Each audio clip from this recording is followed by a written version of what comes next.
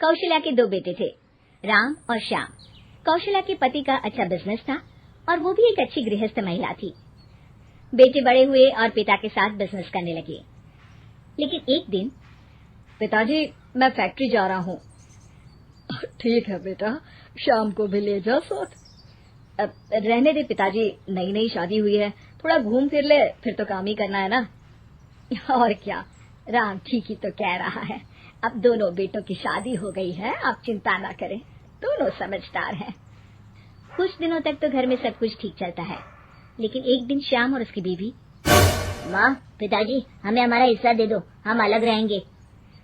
अरे नहीं नहीं, मैं ऐसा नहीं करूँगा। बड़ी मेहनत से मैंने ये बिजनेस खड़ा किया है, जीते जी तो मैं इसका बंटवारा बिल्कुल नहीं करूँगा। नहीं करूँगा? ये कैसी बात होती है पिताजी? क्या सारा जीवन में जॉइंट फैमिली में रहूंगी? अरे पर बेटा, हमारे घर में इतने नौकर चाकर हैं, न किसी चीज की पाबंदी है, फिर क्यों अलग होना चाहती हो? एक साथ जीवन कितना अच्छा लगता है। हर कोई हर किसी के लिए, हर किसी के साथ खड़ा होता है। अरे बाप प्लीज, ये सब बातें करके वक्त जाया न करो।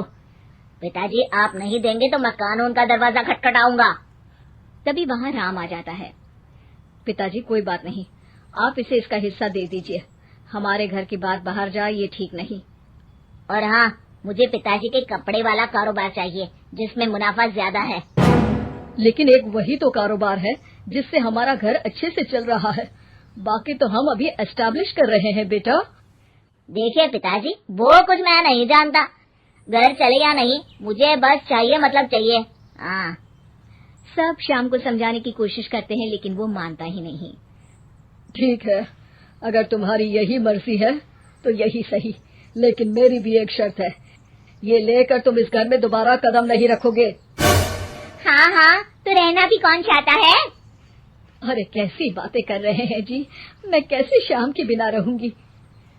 ठीक है माँ, चलो हमारे साथ रहना। लेकिन बेटा, मैं परिवार के बिना भी नहीं रह सकती। अरे यार, मैं शाम के बिना नहीं रह सकती, मैं परिवार के बिना नहीं रह सकती, तो हम क्या करें? तभी वहाँ राम की बीवी आ जाती है। देखो, तुम माँ को समझने की कोशिश करो, सारा जीवन उन्होंने परिवार के साथ निकाला है। यो घर टूटना किसी को अच्छा नहीं लगता, परिवार साथ रहने का नाम होता है। ये ज्ञान की गंगा किसी और दिन बहाना, टाइम लेकर आऊंगी मैं। फिलहाल तो हमें जाना है, चलो ना श्याम। दोनों घर से अलग हो जाते हैं। राम और उसके पिताजी एक नया कारोबार नए तरीके से शुरू करते हैं। राम, ये फूड बिजनेस इतने फायदे का सौदा होगा मैंने तो कभी सोचा ही नहीं था। पिताजी, ये आपकी कड़ी मेहनत और सही नीति के कारण संभव हुआ है। घर के सारे एक साथ बैठकर खाना खा रहे होते हैं कि तभी आज श्याम की बहुत याद आ रही है। क्या तुम में से कोई मुझे उससे मिलवाने ले चलेगा? कोई जरूरत नहीं है।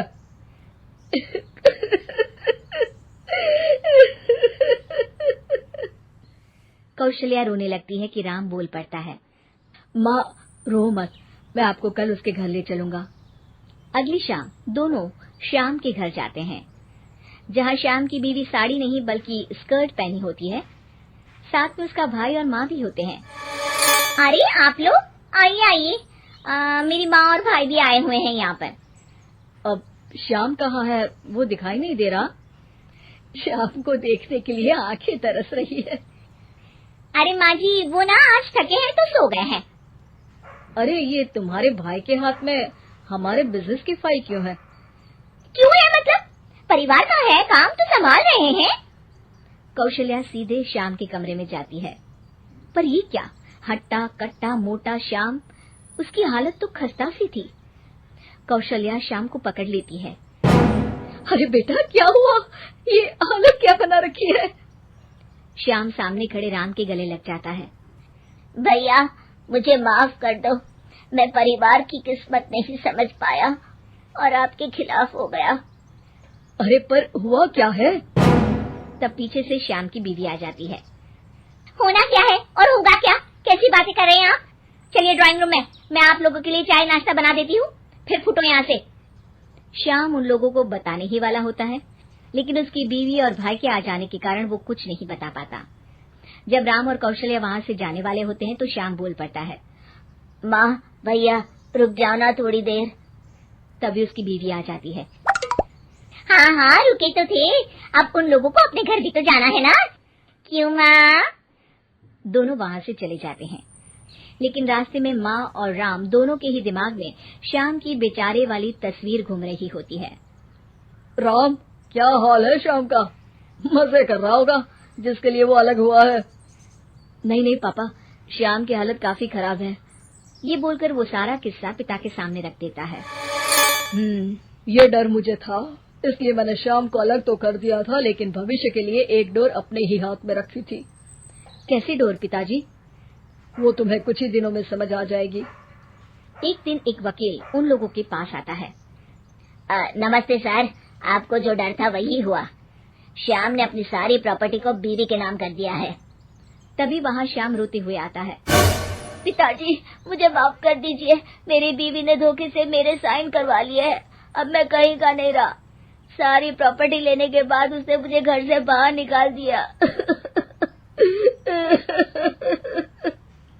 कोई बात नहीं बेटा, तुझे अकल आ गई, यही बहुत है।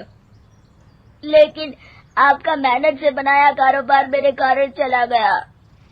मैंने कोई कच्ची गोली नहीं खेली है बेटा। तभी वकील बोल पड़ता है। आपकी कोई भी प्रॉपर्टी आपके पिता और भाई के साइन के बिना आप किसी को नहीं दे सकते। इसी शर्त में आपको वो कारोबार दिया गया था। अरे वाह पिताजी, आप ग्रेट हो। वैसे भी इतनी मेहनत से खड़ा किया हुआ कारोबार मैं ऐसे ही किसी को थोड़ी ना दे सकता था।